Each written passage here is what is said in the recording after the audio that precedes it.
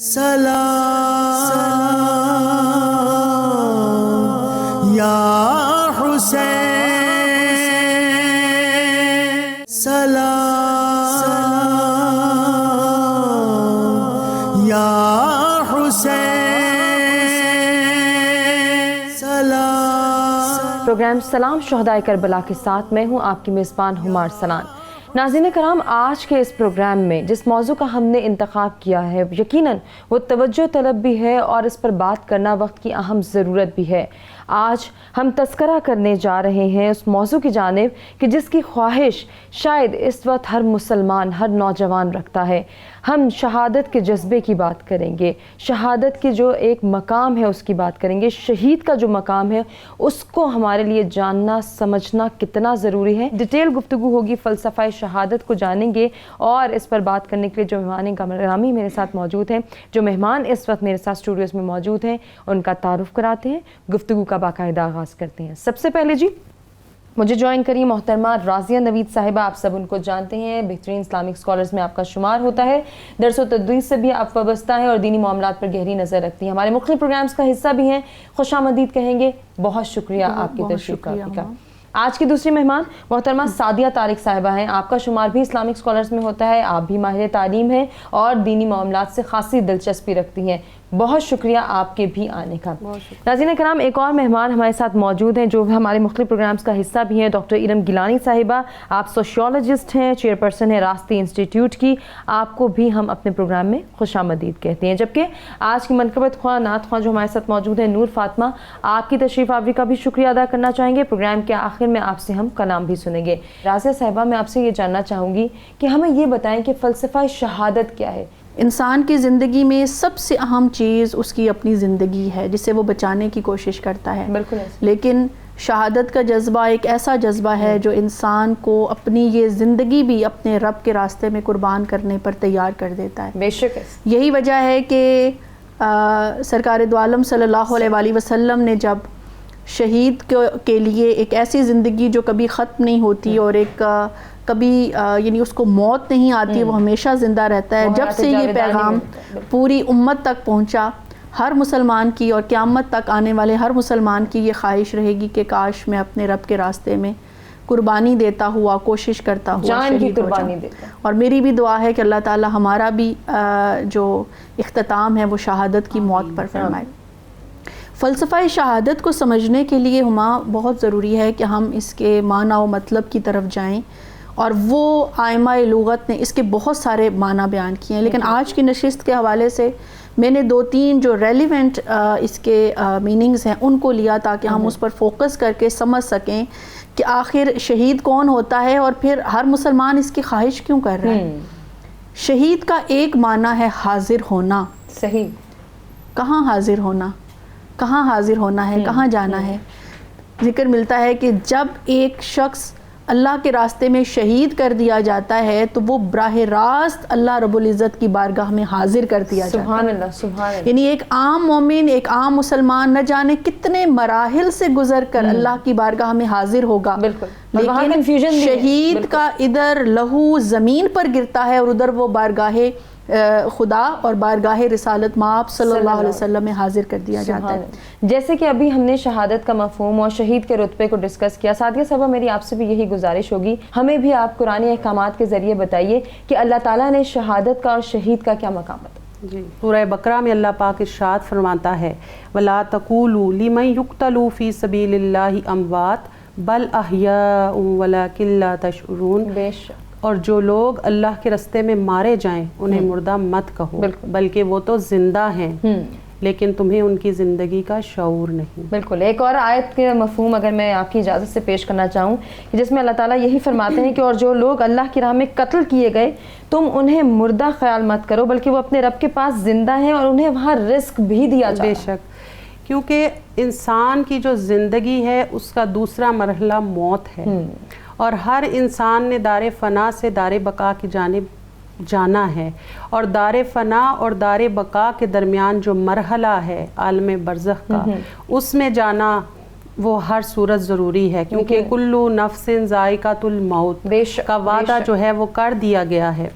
تو شہادت کی موت جو ہے یہ اتنا بڑا شرف ہے کہ اللہ پاک نے فرمایا کہ عام موت میں اور شہادت کی موت میں جو فرق ہے، اللہ تعالیٰ فرما رہے ہیں جو شہید ہیں، جو میرے رستے میں مارے جاتے ہیں، میرے رستے میں قتل کیے جاتے ہیں، انہیں مردہ گمان بھی مت کرو. بے شک جیسا کہ آپ نے سورہ آل عمران کی آیہ مبارکہ کا مفہوم پیش کیا، اس کے مطابق اللہ پاک نے دل میں ان کے لیے گمان کرنے کو بھی منع فرمایا کہ ان کے بارے میں یہ سوچو بھی مت، کیونکہ حیات برزخ میں جو زندگی اور موت کا معاملہ ہے، حیات برزخ میں بھی اس کا ہمیں شعور ملتا ہے. اگر ہم اس حیات کا انکار کریں تو پھر ثواب اور عذاب کا فلسفہ باطل ہو جاتا ہے. یقیناً ایسے ہی.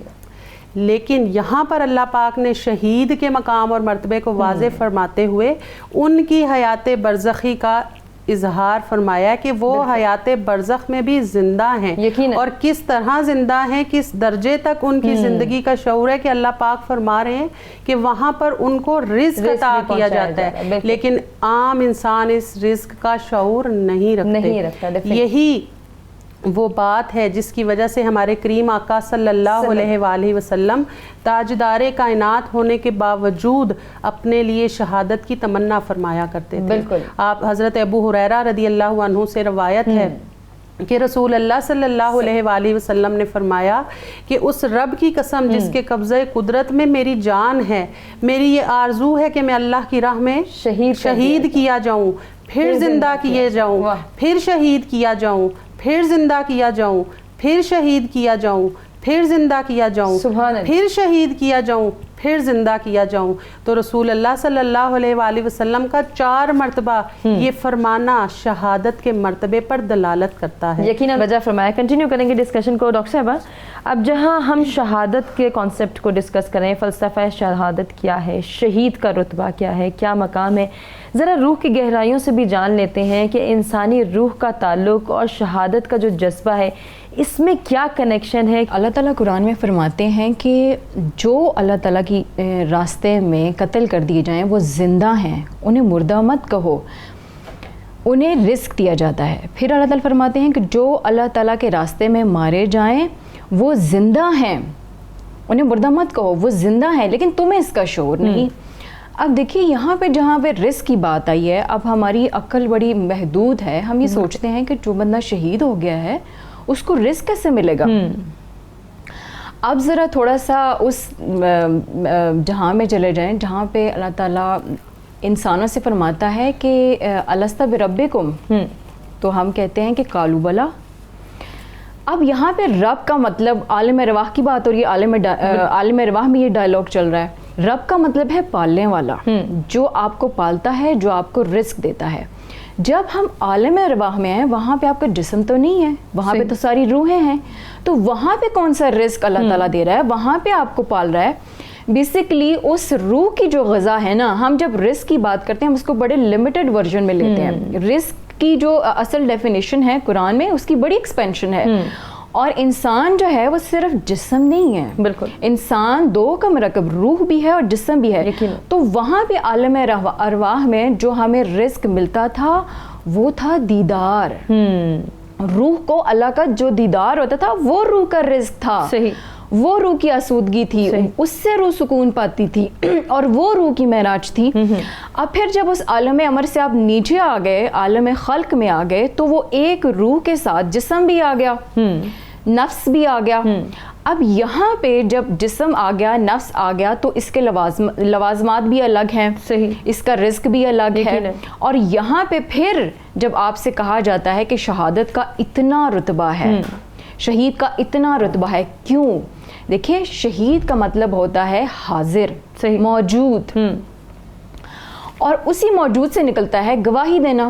اب آپ چیز کی گواہی اسی وقت دیتے ہیں نا جب آپ نے کوئی ایویڈنس جو ہے وہ دیکھا ہوتا ہے. دیکھیے جب ہم سائنس کی طرف جاتے ہیں تو سائنس آپ سے کہتی ہے کہ ظاہری طور پہ ایک جسم ہے اور ایک روح ہے، بالکل، لیکن مزید جب آپ ڈیپر لیول کے اوپر جاتے ہیں، کوانٹم لیول کے اوپر جاتے ہیں، کوانٹم سائنس آپ سے کہتی ہے کہ ڈیپر لیول کے اوپر سب ایک شعور ہے، سب ایک کانشیسنیس ہے، 2 نہیں ہے وہاں پہ.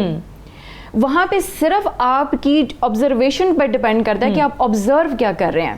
صحیح. اب یہ دیکھیے کہ جب آپ کے ساتھ نفس ہے, آپ شہادت کے صورت پہ نہیں ہیں, آپ کی آبزرویشن کچھ اور ہے. لیکن جب آپ وہ جو لہر, پورا سمندر ہے شعور کا, وہ جو ایک ہے, وہ جو حاضر ہے, آپ نے اس دو کو نکال دیا, شہید جو ہے وہ اس حاضری میں چلا گیا, تو پھر تو آپ ہر وقت اس دیدار کے اندر ہیں, ہر وقت آپ کو رزق مل رہا ہے. جس کو جنت کہا گیا ہے, اصل جنت تو عاشق کی دیدار ہے. دیدار اسم اللہ ذات کا دیدار, نبی پاک صلی اللہ علیہ وسلم کا دیدار, اس نور کا دیدار جو آپ کا اصل ہے. تو آپ مجھے بتائیے, جب آپ کو وہ اصل مل گیا تو پھر اس کے بعد کیا ہو جائے, کیا پیچھے بچ جاتا ہے؟ حقیقت کو پا لیا آپ نے, حق کو پا لیا آپ نے. ٹھیک, تو اصل مقصد ہی آپ کی جو پیدائش ہے اس کا مقصد ہی ہے اس کی پہچان, اس کو پہچاننا. حق آپ کو مل گیا, بالکل آپ حق کے ساتھ مل گئے, تو پھر پیچھے کیا رہتا ہے؟ تو اس لیے شہادت کا اتنا بڑا رتبہ ہے, اور ہر مسلمان کو سمیت میرے ہر مسلمان کو اس کی خواہش کرنی چاہیے. بالکل خواہش کرنی چاہیے. بڑا خوبصورتی سے آپ نے اس کو بیان فرمایا. اور جیسے کہ ناظرین ابھی ڈاکٹر صاحبہ سائنس کی بات کری تھی, ٹیکنالوجی کی بات کری تھی, تو کہیں نہ کہیں ہم یہ دیکھتے ہیں کہ سائنس اور ٹیکنالوجی بھی ہار مان جاتی ہے. بہت سارے ایسے واقعات ہمارے سامنے ہیں کہ جن کو سائنس نے بھی تسلیم کیا کہ ایک شہید کا جسد خاکی جب سالوں بعد نکالا گیا تو وہ ایز اٹ از تھا, وہ وہیں پر موجود تھا جیسے کہ ابھی تازہ اس کی موت ہوئی ہو. اور پھر وہی بات آتی ہے کہ اس شہید کو تو مردہ کہنا بھی نہیں ہے, اس کا تو گمان بھی نہیں کرنا. مزید کنٹینیو کریں گے ڈسکشن کو, احادیث کی روشنی میں جانیں گے شہادت کا رتبہ, شہداء کا رتبہ, مقام کیا ہے. ایک بریک کی جانب بڑھیں, بریک سے واپس آتے ہیں, کنٹینیو کرتے ہیں. سلام یا حسین, سلام یا حسین, سلام یا حسین, سلام یا حسین, سلام. ویلکم بیک ناظرین, پروگرام میں ایک مرتبہ پھر سے آپ کو کہیں گے خوش آمدید. آج جس موضوع کا ہم نے انتخاب کیا ہے وہ ہے فلسفہ شہادت. اس کو سمجھنا کتنا ضروری ہے, بالخصوص آج کے مسلمان, آج کے نوجوان اور آج کا انسان اس فلسفے کو کیسے سمجھ سکتا ہے, اور شہادت کے رتبے کا جو ایک ہم کانسیپٹ اجاگر کر رہے ہیں کہ شہید کا رتبہ کیا ہے, شہید کا مقام کیا ہے, وہ اس مقام کی انڈرسٹینڈنگ کیسے ڈیولپ کر سکتا ہے, شہادت کی آرزو کیسے پیدا کر سکتا ہے. کتنا ضروری ہے ایک مسلمان کے لیے کہ وہ جذبہ ایمانی اپنے اندر جگائے, جذبہ شہادت کو ڈیولپ کرے. اور اس کے لیے ہمیں پلٹنا پڑتا ہے راضیہ صاحبہ اپنی قرآن و حدیث کی روشنی میں, جو ہے وہ ان گفتگو, اس کو تمام تر چیزوں کو, ان تمام تر حالات و واقعات پر مبنی, وہ جو ہم ایک کرکس نکالنا چاہتے ہیں, جو ایسنس ڈیولپ کرنا چاہتے ہیں کہ کیوں ہم شہادت کی آرزو کریں, کیوں ہمارے اندر یہ جذبہ ڈیولپ ہو کہ ہم بھی اللہ کی راہ میں لڑیں اور قربان ہو جائیں. ہما آپ دیکھیے کہ بحیثیت مسلمان, ہر مسلمان کی یہ خواہش ہے کہ ہمیں اپنے اللہ کی محبت نصیب ہو, اللہ کی رضا نصیب ہو. اب ایک شہید کو اس بات کی خوشخبری سنا دی گئی کہ جب اس کے جسم سے روح پرواز کرتی ہے اسی لمحے اس کو اللہ رب العزت کا دیدار نصیب ہو جاتا ہے. اور یہ وہ دیدار ہے جو اس کو زندہ و جاوید رکھتا ہے. اسی دیدار کی وجہ سے تو شہید کے بارے میں کہا جاتا ہے کہ وہ کبھی مرے گا نہیں, مردہ نہیں ہوتا, بلکہ وہ ہمیشہ زندہ ہوتا ہے. لیکن تزکیہ نفس کے تقاضے بھی تو یہ بالکل. اب اللہ پاک کیونکہ اللہ کو فنا نہیں ہے, اور جب کوئی شخص اس کی ذات میں فنا ہو جاتا ہے تو یقیناً جس طرح اللہ باقی ہے وہ بندہ بھی باقی بن جاتا ہے. یہی وجہ ہے کہ شہید کو پھر موت نہیں آتی, وہ ہمیشہ زندہ رہتا ہے. اور کس مسلمان کی خواہش نہیں ہوگی کہ وہ ہمیشہ زندہ رہے. پھر جب ہم احادیث مبارکہ کی طرف رجوع کرتے ہیں تو سرکار دو عالم صلی اللہ علیہ وآلہ وسلم نے فرمایا کہ شہید کے جسم سے جب روح پرواز کرتی ہے تو اللہ رب العزت کی بارگاہ سے اس کے لیے 6 انعامات کا اعلان کر دیا جاتا ہے. سب سے پہلے اس کو دیدار الہی نصیب ہوتا ہے, اس کے بعد اس کو قبر کا جو عذاب ہے اس سے محفوظ کر دیا جاتا ہے, اس کے بعد قیامت کا جو خوف ہے وہ اس کے دل سے ختم کر دیا جاتا ہے, حساب کتاب کا جو خوف ہے وہ اس کے دل سے ختم کر دیا جاتا ہے. پھر اسی طرح سے اس کو ایمان کا لباس پہنایا جائے گا اور حوروں سے اس کا نکاح کیا جائے گا. اور چھٹی چیز کہ یہ جو فیض ہے، یہ جو انعامات ہیں صرف اس کی ذات تک محدود نہیں رہتے، بلکہ اس کو اس بات کی اجازت دی جائے گی کہ وہ اپنے رشتہ داروں، اپنے خاندان کے 70 افراد کی شفاعت کر کے انہیں بھی اپنے ساتھ جنت میں لے جائے. تو یعنی وہ انعامات اور فیض اس کی ذات تک نہیں ہے، آگے بھی یہ جو ہے وہ ٹریول کر رہا ہے. یقیناً یہ اس سوال کا جواب ہے کہ ایک عام انسان، ایک عام مسلمان کیوں شہادت کی آرزو اپنے اندر. اب آپ دیکھیں نا، ایک عام مومن جب مسلمان اس دنیا سے رخصت ہوتا ہے، اسے حساب کتاب کا مرحلہ بھی طے کرنا ہے، اس کو جو نقیرین ہیں اس کا ان کا بھی جو ہے سوال و جواب ہوں گے، اس پورے مرحلے سے گزرنا پڑے گا. قیامت کا ایک خوف ہوتا ہے، پل صراط سے گزرنے کا ایک خوف ہوتا ہے، لیکن جب آپ کو اپنی زندگی اس مالک کے حوالے کر کے آپ اس خوف سے آزاد ہو جائیں کہ اب کوئی حساب کتاب نہیں اور جنت ہی میرا مقدر ہے، تو پھر آپ دیکھیں آپ اپنی زندگی کو کیوں نہیں اس رب تعالیٰ کے ہاتھ پر جو ہے فروخت کرنا چاہیں گے یا اپنے آپ کو اس کے راستے میں قربان کرنا چاہیں گے.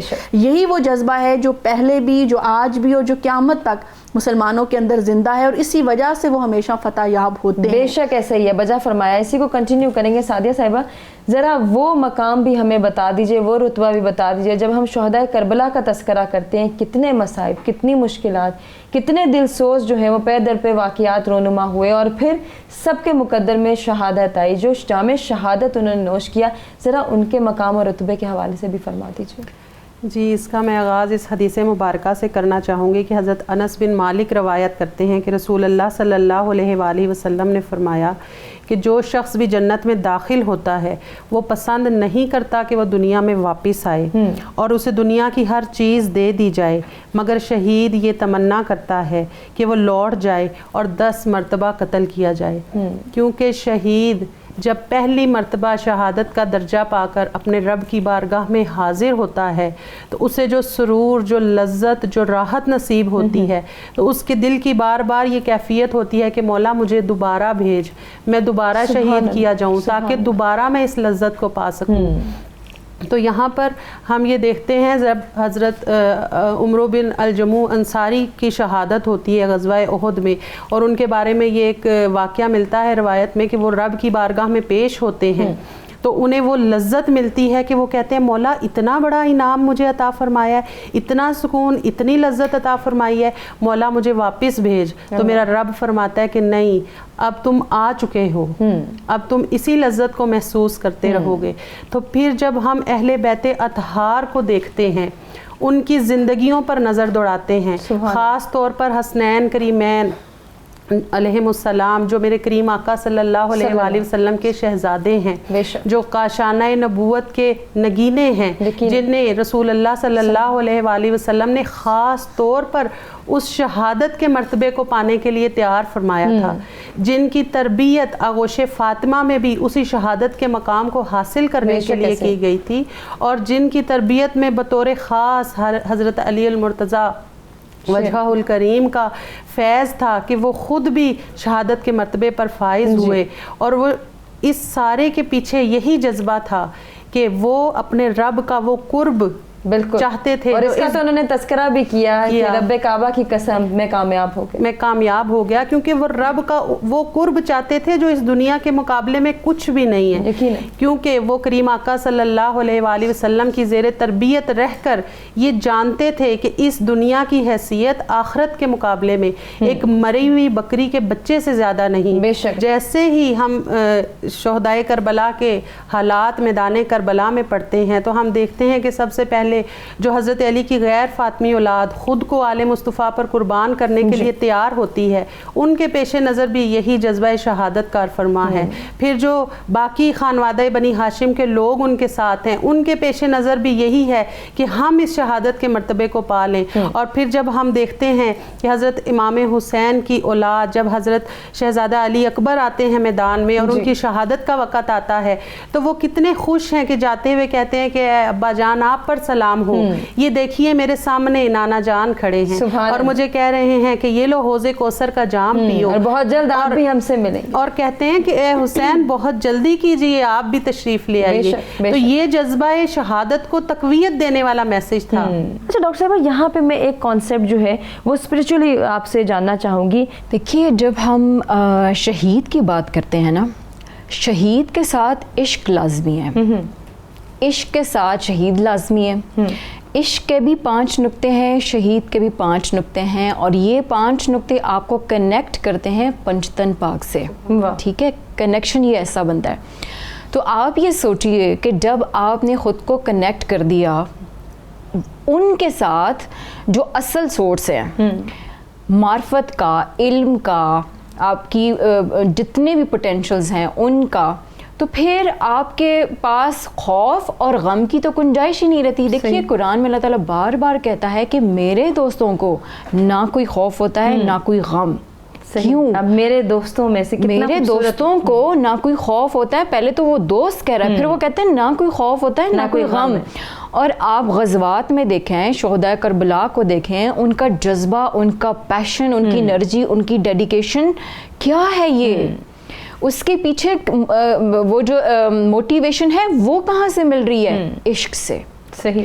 اگر عشق نہیں ہے تو وہ شہادت نہیں ہے. اس کی مثال دیکھیے, حدیث ہمارے پاس ہے کہ ایک شخص آخرت میں یہ کلیم کرے گا کہ میں شہید ہوں, تو اللہ تعالیٰ فرمائیں گے کہ تم نے تو اپنی جرت کو دکھانے کے لیے جو ہے اپنی جان قربان کی. یعنی نفس آ گیا نا, عشق تو نہیں تھا. عشق میں 2 تو نہیں ہے, عشق میں تو آپ کا نفس پیچھے رہ جاتا ہے. عشق میں تو آپ پھر ٹوٹل جو ہے اس ذات کے اندر خواہش کا تقاضا سرنڈر کر لیتے ہیں. اور اگر میں یہ کہوں روح اور عشق ایک ہیں تو پھر بھی غلط نہیں ہے. تو آپ جو ہیں خوف سے نکل گئے. دیکھیے خوف آپ کو کس چیز کا ہوتا ہے؟ جب آپ اس ذہن کی ڈومین میں, نفس کی ڈومین میں, اولاد کا, گھر کا, جسم کا, درد کا, یہ سارا خوف آپ کے پاس ہے. تو جب آپ اس ڈومین سے خود کو آزاد کر دیا, عشق کی ڈومین میں چلے گئے, روح کی ڈومین میں چلے گئے, تو ڈیفینیٹلی جو ہے آپ ان ساری چیزوں سے آزاد ہو گئے. بالکل. اور آپ اس ایکسلنس لیول کے اوپر چلے جاتے ہیں جہاں پہ پھر آپ کو جو ہے وہ شہادت کا رتبہ ملتا ہے. اور پھر جو ہے وہ آپ اس خوبصورتی سے جو ہے اس لیول کو اٹین کرتے ہیں جہاں پہ آپ اس حقیقت کو پا لیتے ہیں. بالکل. اور جس کا تذکرہ پہلے ہوا کہ پھر وہ خواہش جاگتی ہے کہ دوبارہ قتل کر دیا جائے, دوبارہ جو ہے وہ زندہ کیا جائے. اب یہ دیکھیں کہ جو شہادت کا جذبہ رکھتے ہیں ان کے اندر سپارک ضرور ہوتا ہے, ان کے اندر نور ضرور ہوتا ہے, ان کے اندر ایک معرفت ضرور ہوتی ہے. اور وہ معرفت کیا ہوتی ہے؟ ان کو یہ پتہ ہوتا ہے کہ میری زندگی کا مقصد تو حق کو پانا ہے, سچ کو پانا ہے, اللہ کو پانا ہے, اللہ کی جو ہے وہ پہچان ہے. تو جب وہ یہ پوری فلسفی کا سمجھ جاتا ہے نا, تو پھر آپ کے اندر خوف نہیں رہتا, شوق رہتا ہے, لیکن وہ انسان وہ سوچ کیسی ہے کہ ایک کانٹا بھی چبھ جائے تو بہت ڈر لگنے لگتا ہے, خوف آ جاتا ہے کہ کہیں جان نہ چلی جائے, اگر میں سامنے آ جاؤں گا مارا جاؤں گا. وہ کون سا ڈر ہے؟ کیا اس کے ذہن میں, اس کی سوچ میں صرف باطل ہی باطل؟ دیکھیے یہ جو خوف دیکھیے عشق کے اپوزٹ جب آئے گا نا, ہمیشہ خوف آئے گا. عشق کے اپوزٹ نفرت نہیں ہے. ہم جنرلی ہمارا پرسیپشن یہ ہے کہ عشق کے اپوزٹ میں شاید نفرت ہے. عشق کے اپوزٹ میں خوف ہے. اور خوف وہ ایموشن ہے, خوف وہ ایک شیطانی حربہ ہے, خوف وہ یزیدیت ہے.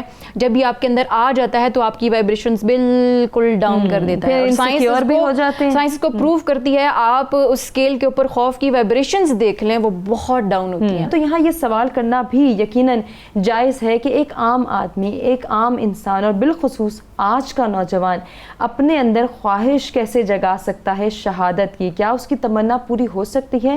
اس کے لیے کیا آپشنز ہیں, اس کے لیے کیا اسٹریٹجیز ہیں, اس پر غور بھی کریں گے. اس کے حوالے سے اپنے اسکالر سے جانیں گے بھی کہ وہ ہمیں کیا رہنمائی فراہم کریں گے. ایک بریک کی جانب ہم بڑھیں, بریک سے واپس آتے ہیں, گفتگو کے سلسلے کو آگے بڑھاتے ہیں. سلام یا حسین, سلام یا حسین, سلام یا حسین, سلام یا حسین, سلام.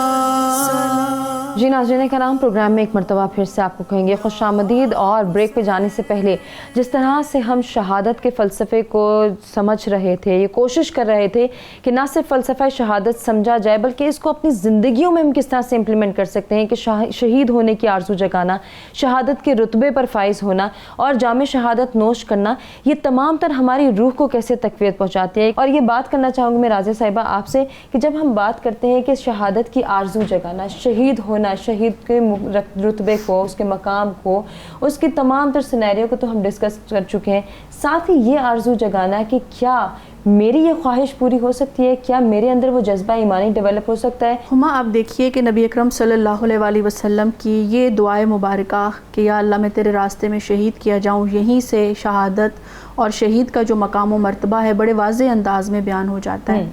और नबी अकरम सल्लल्लाहु अलैहि वसल्लम की दुआए मुबारका किस तरह अल्लाह रब्बुल इज़्ज़त के हुजूर जो है वो नामंजूर और नामकबूल हो सकती है ना। बेशक। अब अगर शहादत की बुनियादी तौर पर इक़साम देखी जाए तो वो दो हैं, एक शहादत जहरी और एक शहादत सिरी। यानी एक वो शहादत जो आप दुश्मन के मुकाबले में आते हैं, अलल ऐलान मुकाबला करते हैं, मसाइब तकलीफ़ परेशानियां बर्दाश्त करते हुए शहीद हो जाते हैं, और दूसरी वो कि जैसे किसी को जहर देकर मार दिया जाता है, कत्ल कर दिया जाता है, कोई दरिया में डूब जाता है, और यानी बहुत सारी इसकी अक़साम, वो शहादत सिरी होती है। अब अल्लाह ताला को ये मंजूर नहीं था कि नबी अकरम सल्लल्लाहु अलैहि वसल्लम ने जो तमाम ज़िंदगी दीन इस्लाम की खातिर तबलीग की, मसाइब बर्दाश्त किए और परेशानियां उठाईं, जिस तरह से आपने पूरी एक ज़िंदगी गुजारी, कि अल्लाह पाक किसी दुश्मन के हाथों आप सल्लल्लाहु अलैहि वसल्लम को शहादत जहरी या शहादत सिरी जो है वो अता फरमाता। लेकिन अल्लाह ताला ने उसकी एक और सूरत पैदा की, और वो ये थी कि सरकार सल्लल्लाहु अलैहि वसल्लम को शहादत सिरी जो थी वो इमाम हसन अलैहिस्सलाम की शहादत की सूरत में मिली, और शहादत जहरी जो थी वो इमाम हुसैन अलैहिस्सलाम की शक्ल में मिली।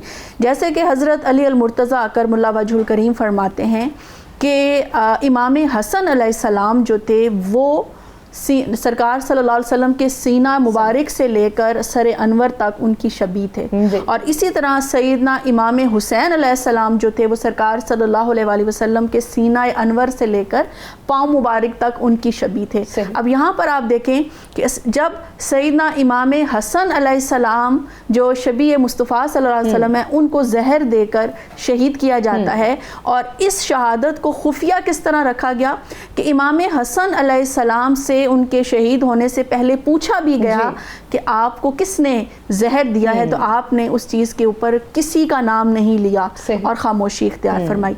लेकिन दूसरी तरफ जब हम शहादत जहरी की बात करते हैं तो सैयदना इमाम हुसैन अलैहिस्सलाम की शहादत को इतनी शोहरत हासिल हुई कि सरकार सल्लल्लाहु अलैहि वसल्लम ने उनकी शहादत से कई साल पहले ऐलान फरमा दिया कि मेरे इस बेटे हुसैन अलैहिस्सलाम को मैदान करबला में शहीद कर दिया जाएगा। शहादत की इक़साम, शहीद होने की इक़साम क्या है? शहादत क्या सिर्फ वही शहादत है कि मैदान जंग होगा, कफ़ार के मुकाबले में, दुश्मन के मुकाबले में खड़े होंगे, और अगर दुश्मन हमें कत्ल कर देगा, मारे जाएंगे अल्लाह की राह में, तो तभी जामे शहादत नोश करेंगे? या रसूल अल्लाह सल्लल्लाहु अलैहि वसल्लम की जो तालीमात हैं कि उन्होंने शहादत के कॉन्सेप्ट को तौसीह दी? मैं चाह रही हूँ थोड़ा सा आप इस तरफ भी नज़र डालें। जी, हदीस पाक में आता है कि रसूल अल्लाह सल्लल्लाहु अलैहि वसल्लम ने फरमाया कि जन्नत तलवारों के साए तले है।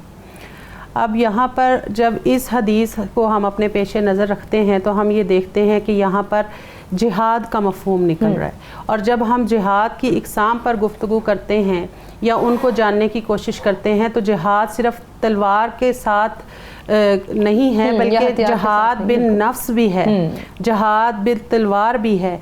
तो यहाँ पर रसूल अल्लाह सल्लल्लाहु अलैहि वसल्लम की वो हदीस भी हमारे पेश नज़र रहती है जब आपने शहादत को पसंद फरमाया और अपने लिए बार बार शहादत की आरजू करते रहे।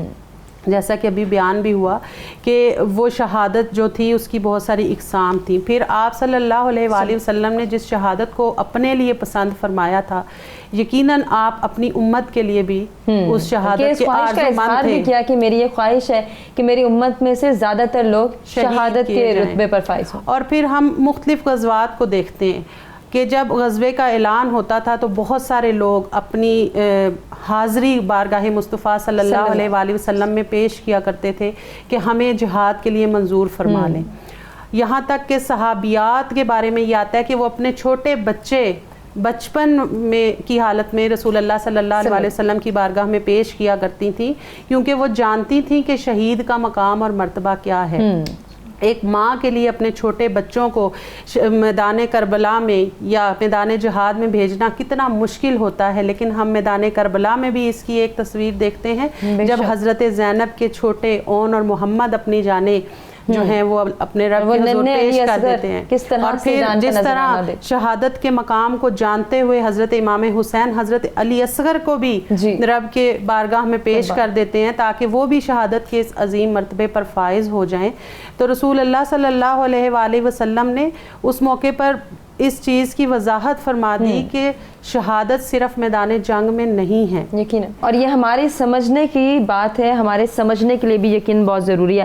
اب آتے ہیں اس سوال کی جانب ڈاکٹر صاحبہ جو کہ اس تمام تر کانسیپٹ کو جو ہے وہ مکمل بھی کرتا ہے، کنکلوڈ بھی کرتا ہے. آج جس کانسیپٹ کو ہم نے اجاگر کیا یعنی کہ فلسفہ شہادت کیا ہے، ہم اس کو کیسے انڈرسٹینڈ کر سکتے ہیں کہ آج کا انسان، ایک عام آدمی، آج کا مسلمان، آج کا نوجوان شہادت کی خواہش کیسے کر سکتا ہے اور اس کے لیے آپشنز کون کون سے موجود ہیں، اسپرچولی بھی، ریلیجیسلی بھی اور سوشلی بھی. دیکھیے قرآن میں اللہ تعالیٰ فرماتے ہیں کہ اے مومنو اللہ تعالیٰ کے دین کے لیے لڑو. اب یہاں پہ تمام مومنوں کو کہا گیا ہے. غزوات تو اب اس ٹائم پہ نہیں ہو رہے، آپ اور میں، اور بیٹل گراؤنڈ ویسے سچ بیٹل گراؤنڈ میں تو نہیں جا سکتے. ہمارا بھی دل کرے گا کہ ہم بھی اس رتبے کو پائیں. اب جب یہاں پہ دین کی بات ہو رہی ہے، دین کیا ہے؟ قرآن، اور ایک قرآن کے اندر روح قرآن کو بھی کہا گیا ہے اور وہی روح آپ کے اندر ہے. تو اس نقطے کو سمجھنا کہ جو جس دین کے لیے آپ نے لڑنا ہے وہ صرف آپ کے ظاہر میں نہیں ہے، وہ دین تو آپ کے اندر روح کے ایک صورت میں موجود ہے. بالکل، چلیں اس کو سمرائز کر دیں کہ یہ جہاد ہمارے لیے کتنا آسان. قرآن میں دیکھیں 3 لیولز کی بات کی دلوں کی: قلب منیب، قلب شہید، قلب سلیم. اب قلب شہید کی طرف آپ دیکھیں، وہ قلب جو مشاہدہ کر رہا ہے. کس کا مشاہدہ کر رہا ہے؟ اللہ کا مشاہدہ کر رہا ہے. یعنی وہ لیول آلریڈی میرے اندر موجود ہے، لیکن آپ نے ان سارے بیٹل سے گزر کے اس قلب شہید کے اوپر جانا ہے، وہ شہادت کا رتبہ اٹین کرنا ہے، اور پھر جو ہے وہ آپ بھی شہادت کے رتبے پہ چلے جائیں گے. لیکن اس سے پہلے اپنی کربلا کو دیکھیں، اپنے اندر اس جو آپ کے اندر ایک جنگ چل رہی ہے اس کو دیکھیں، اپنے اندر جو آپ کو جو جہاد ہے وہ اس کو ذرا اون کریں، اس کو سمجھیں، اور وہ جو آپ کے اندر فورسز ہیں آپ پہلے ریئلائز تو کریں نا. سلام یا حسین، سلام یا حسین، سلام یا حسین، سلام یا حسین. اس پروگرام کا اختتام کریں گے کہ سب سے بڑا جہاد جو ہے وہ نفس کا جہاد ہے. اگر ایک انسان اپنی ذات پر، اپنے نفس پر قابو کر لیتا ہے تو یقیناً اس کا رتبہ بھی شہیدوں میں ہی کنسیڈر کیا جائے گا. اسی کے ساتھ تمام مہمانوں کا شکریہ ادا کرنا چاہوں گی جن سے بہت کچھ سیکھنے کا موقع ملا. امید کرتے ہیں کہ ناظرین آپ کو بھی ہمارا آج کا یہ پروگرام پسند آیا ہوگا. آپ سے اجازت چاہیں گے. جاتے جاتے ہم نور فاطمہ سے گزارش کریں گے کہ وہ ایک کلام پیش کریں. اللہ کا دین بچانے کو جو اپنی جان لٹاتے ہیں، جو خون سے شہادت دیتے ہیں، وہ اعلیٰ رتبہ پاتے ہیں. ان کو تم مردہ مت سمجھو، قربان جو دی پر جان کرے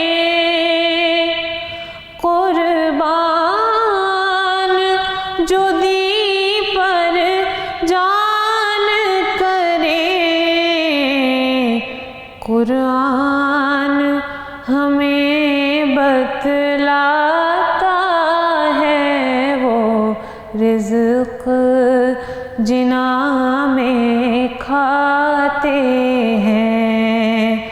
قرآن ہمیں بتلاتا ہے وہ رزق جناں میں کھاتے ہیں. ایک قطرہ لہو کا گرنے سے بھی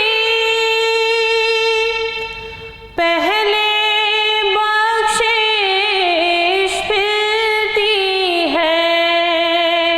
جنت بھی عطا ہو جاتی ہے، درجات انہیں مل جاتے ہیں. جنت بھی عطا ہو جاتی ہے، درجات انہیں مل جاتے ہیں. تلواروں کے سائے میں ساجد